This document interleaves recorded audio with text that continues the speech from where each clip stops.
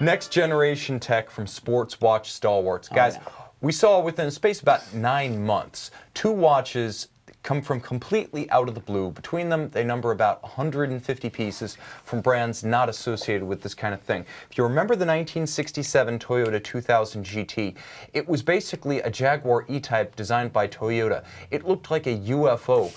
Considering where it was coming from, today it's stunning. Back then, it was otherworldly. No one saw this coming from Toyota. We have 2 high-dollar concept watches that came from similarly unlikely origins. Yeah.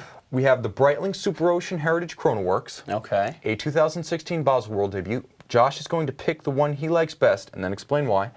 And this is a 46mm full ceramic case, Breitling's first. It is a watch based on the best-selling Superocean Heritage, which is their best-selling model line of the moment. Caliber B01 Chronoworks, ceramic bridges, ceramic plates, synthetic couplings to take up the slack in the chronograph engagement. Very impressive. The arbors sit in ceramic, and they actually reduced the jewel count from 47 to 36. And these are completely unlubricated settings. And then you have silicone gear train and silicone escapement to reduce the wear, tear, drag, and maintenance needs. Longest in-house power reserve Breitling offers, going from 70 hours with the B01 to 100 via an unlubricated mainspring barrel and the ultra-high efficiency drivetrain. 100 pieces, 39,250 US. Josh, I think the other one is going to win your favor, but I don't know. We know Josh is a Panerai fanboy, but he's not a huge fan of the larger Luminor models. And the Panerai LAB-ID Luminor 1950 Carbotech 3 days PIM 700 is a 49mm carbon fiber monster. Yeah. Carbon fiber nanotube dial. It's literally like an event horizon the way it soaks up light. That's the idea. So black that they actually had to print the text of the dial on the underside of the crystal. Yeah. 4 jewel. That's it. Caliber 3001C. Completely unlubricated. It uses a high-tech ceramic, and I believe it's ceramic tantalum hybrid setting system for all pivots, such that it requires no maintenance and is warranted before its next service out to 50 years. Yeah, that's crazy. 50 pieces, $58,000, still 100 meters water resistant. Josh, which one is for you and why? Well, so I've actually handled one of these watches, the Chronoworks. We have one in stock now. So I haven't handled the LAB-ID. Have you?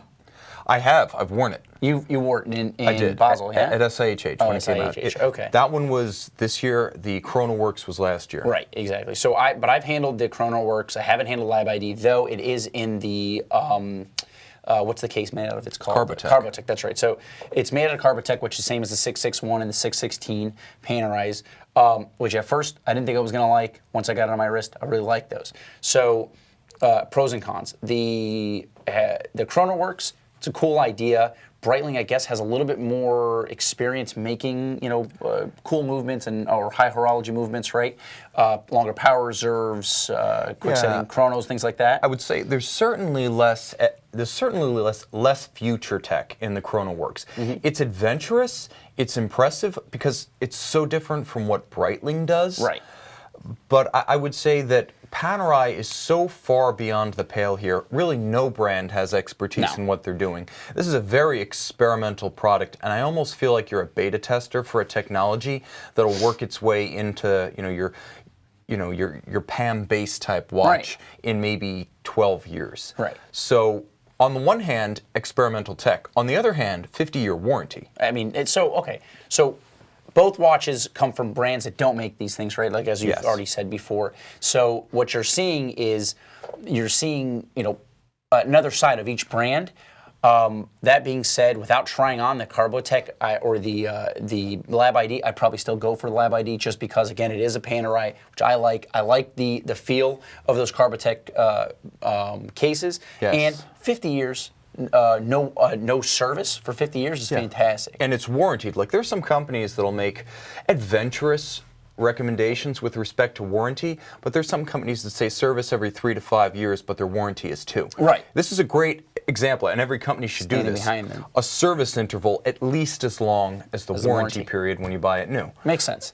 But I'll say this: if they had made that the Chronoworks maybe in the Navitimer case or something like that, I think, in my opinion, would have made a little bit more sense. Sure. As opposed to like one of their, it is their best selling, the Super Heritage, but it's also one of their lower end, case models. So it's going to be on the lower end of the price range. Yes. So it's not going to be one of their higher end watches. Whereas the Carbotech cases are both they're like middling in regard to the kind of their price point. Yeah, it but makes a at little more least sense. I think maybe what you're saying is since they went with the Luminor case in Carbotech, it was more of an essential model, whereas the Superocean Heritage is kind of a modern invention. Right. I will say this though, the Superocean Heritage is their best-selling model line, so I think they thought let's combine strength with strength Sure. and make our experimental watch part of the most popular family to speed collector I can understand acceptance. that, I guess. I will say this. I wore the 49mm Carbotech case, and the ID Lab is definitely wearable.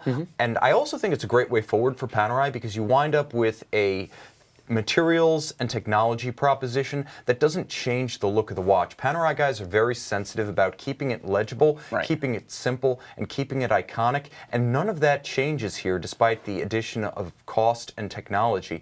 You still get that essential Panerai look. It's not like the minute repeaters, the tourbillon, the equation of time that kind of leave you scratching your head. Nothing like a Panerai. Exactly. Yeah. This is almost more to its core in that regard because you have like is it Vanta Black or is it the Carbo? It's exactly like Vanta Black. Okay. It's the same material, the nanotubes that just Right. suck up light. So yeah, you have ultra legible dial. So it's almost like it's emphasizing everything that is great about Panerai, and then on top of that, hey, let's do some high horology.